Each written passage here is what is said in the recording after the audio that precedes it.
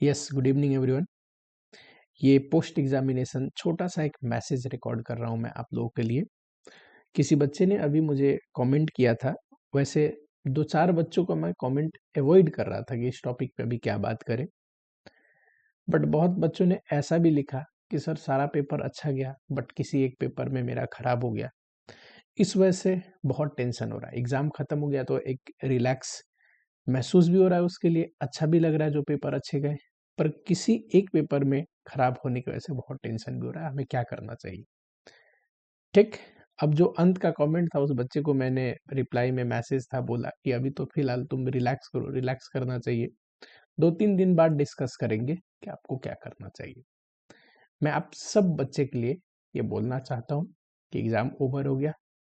हाल ही के दिनों में आप लोगों ने बहुत मेहनत किया, पढ़ाई किया, अपने स्टडी को शेड्यूल किया, प्लान किया, एग्जाम दिया। ठीक। अब एग्जाम जैसा भी जाए, कुछ बच्चों का हो सकता है पेपर अच्छा गया, कुछ बच्चों का दोनों ग्रुप अच्छा गया, कुछ बच्चों का सब अच्छा गया, बस एक पेपर खराब हो गया, कुछ बच्चों का हो सकता है ग्रुप खराब गया।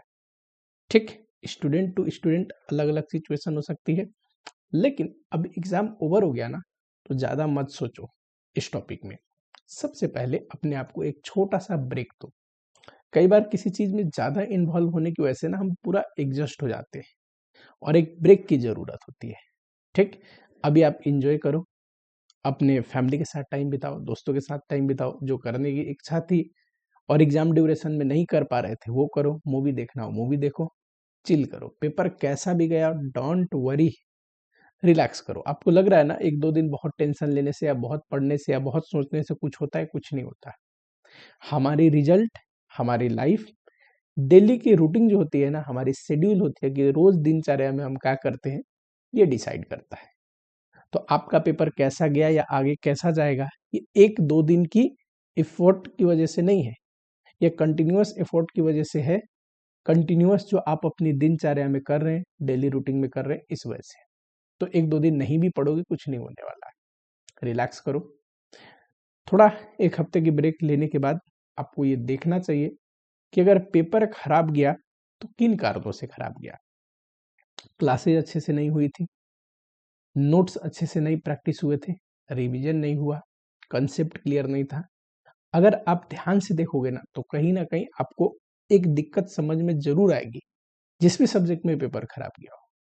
बहुत बच्चों का है कि सर मैं पढ़ के अच्छे से पढ़ा था, टीचर ने पढ़ाया, मुझे कंसेप्ट क्लियर है, पर मुझे चीजें याद नहीं रही। That is lack of practice, lack of revision.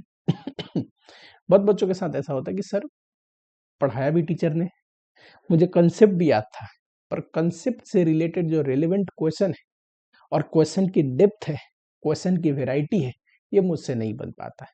यानी कि कंसेप्ट क्लियर है, आपका प्रैक्टिस में कमी है। और जिस स्टेज पे जिस बच्चे का जो दिक्कत है ना, सब चीज ठीक किया जा सकता है। एवरेज एवरेज बच्चे एक्सीलेंट मार्क्स स्कोर करते हैं। यही सीए एग्जाम की बात कर रहा हूँ। कोई जीनियस बनने की जरूरत नहीं अच्छा मार्क्स स्कोर करने के लिए। एवरेज एवरेज बच्चे, सिंपल सिंपल बच्चे एक्सीलेंट मार्क्स स्कोर करते हैं। तो टेंशन मत लो, टेंशन लेने से कुछ नहीं होगा, बस एक पेपर था।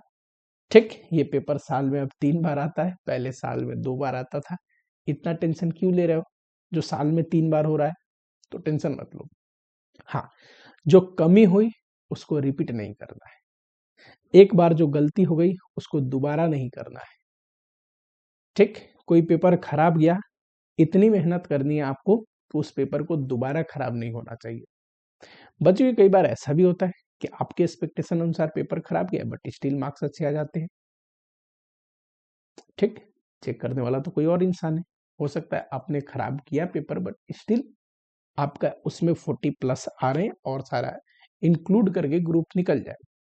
बट मैं यही बोलूंगा कि पेपर अगर ज्यादा खराब चला गया तो अभी फिलहाल ब्रेक लो। हफ्ते भर के ब्रेक के बाद अपनी शेड्यूल बनाओ, बढ़िया से पढ़ाई करो, रिजल्ट का वेट मत करो। टाइम है नेक्स्ट एग्जामिनेशन में, बट स्टिल वेट नहीं करना। क्यों वेट करना जब हमें पता है पेपर खराब चला गया? एक हफ्ते जम के एंजॉय करो, जो करना चाहते हो घूमो फिरो एंजॉय करो, लेकिन उसके बाद जब पढ़ाई पे बैठो, जब प्रोडक्टिव शेड्यूल बनाओ, तो सिर्फ शेड्यूल को ध्यान में रख के काम करो। ठीक, जो भी समय पे जो काम कर रहे हो उसको बेहतर ढंग से करो। पढ़ रहे हो, पढ़ाई बेहतर करो, खेल रहे हो, खेलने का काम बेहतर करो, एंजॉय करो, एंजॉय करने का काम बेहतर करो, मूवी देख रहे हो तो कुछ और मत करो, मूवी देखो। पर जब जो प्रेजेंट में कर रहे हो उसको बेहतर करने की आदत डालो। जो नहीं कर पा रहे उसको लेके टेंशन नहीं लेंगे, टेंशन लेके क्या होगा, कुछ भी नहीं। तो इस वजह से काम करना जरूरी है, एक्शन लो, टेंशन मत लो, अभी एंजॉय करो। आज से पढ़ने बैठने की जरूरत नहीं है, पेपर खराब हो गई तो टेक अ ब्रेक। पेपर भले ही अच्छा जाए या खराब, एग्जाम तो अपियर किया आपने, ठीक, मेंटल एंड फिजिकल थकाई तो आपको भी हुई होगी।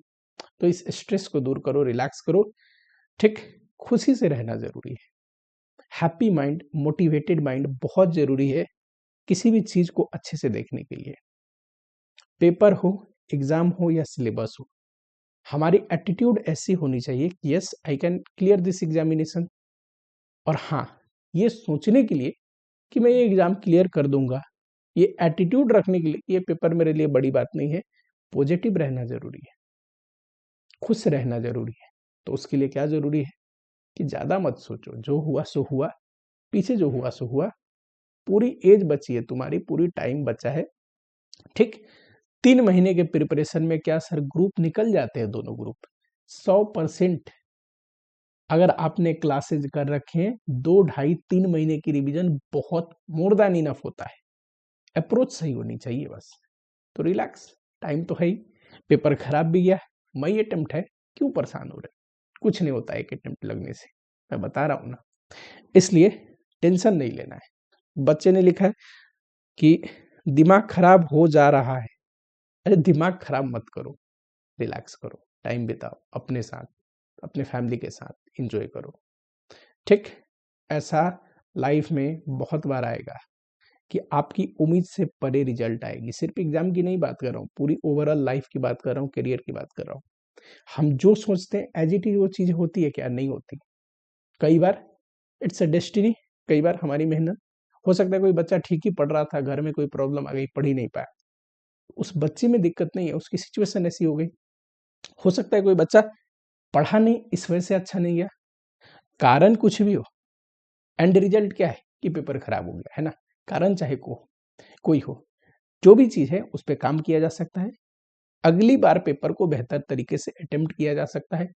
जरूरत क्या है, प्रॉपर शेड्यूल बनाना, अपने आप को मोटिवेट रखना, सही गाइडेंस में पढ़ना, एंड ये सब तो एडिशनल चीज है। सबसे ज्यादा जरूरी क्या है, ये चीज अगर है तो 100% कंसेप्चुअल क्लैरिटी से पढ़ना है।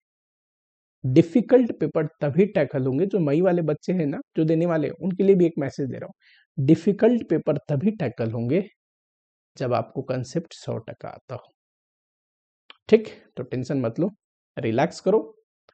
आगे कोई भी डाउट हो, टेलीग्राम नंबर मुझे मेरा आप लोगों का पता ही है, मैसेज कर सकते हो 8881981118। एज सुन एज मैं मैसेज देखता हूँ, रिप्लाई करने की कोशिश करता हूँ।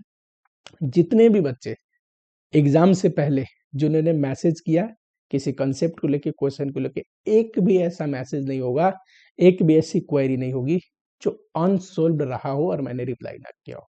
तो मैं अपनी बेस्ट कोशिश करता हूँ आप लोगों के लिए, जितना जल्दी से जल्दी हो पाए टाइम निकाल के आप लोग की क्वेरी सोल्व करने की, ठीक। टेंशन नहीं लेना, जितना मेरे से हेल्प हो सकता है, जो मेरी फील्ड है उसके रिगार्डिंग कोई चीज है मैं आपको कर दूंगा। बची हुई थोड़ी आपकी मेहनत, मोटिवेशन, मजे से एग्जाम निकल जाएगा। पेपर खराब हो गया, टेंशन मत लो, ठीक है। फिलहाल क्या करो, 1 हफ्ते का ब्रेक लो, एंजॉय करो, उसके बाद बढ़िया से शेड्यूल बनाओ, ठीक। चलो।